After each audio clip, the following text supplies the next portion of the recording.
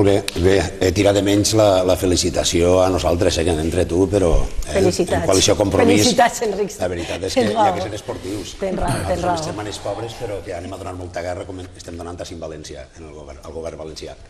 De tota manera, bé, és dir, com nosaltres tenim que fiscalitzar la llavor del govern, tinc que dir en primer lloc que han tingut errades importants en aquests primers 100 dies, com per exemple l'aprovació per part del regidor que ens representa en l'entre de l'augment de la taxa Tamer, que això sí que diguem que influïx en el que és la butxaca de nosaltres, de tots els ciutadans. Cada trimestre passarem a pagar, si això es consolida, l'augment del 200%, de 65 euros a 120 o 130 euros al trimestre. Això ha sigut el representant. Clar, jo penso que tenen que tindre clar que són representants de la corporació, no són representants del Partit Popular.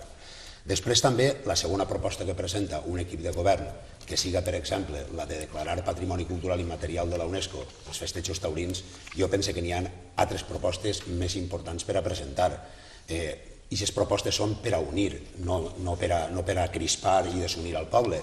També, clar, com els bous tenen molt de recolzament institucional, evidentment té molta influència en el que és el poble, però si recolzaren altres coses, jo penso que també tindrien la mateixa influència.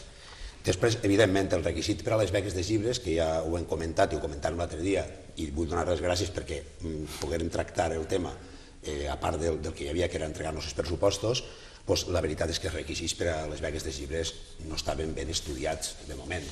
I com vaig dir aquell dia també, falta sensibilitat per part de... Tot és qüestió de sensibilitat. Diners n'hi ha per a lo que es vol. Evidentment no n'hi ha les que hi havia abans, però jo penso que amb imaginació i amb sensibilitat se poden fer moltes coses, sobretot encaminades sempre a millorar la qualitat de vida de la gent més necessitada i sobretot els ciutadans de Puçol, però sobretot de la gent més necessitada. I a cobrir entre un extrem i un altre sempre n'hi ha un terme mig.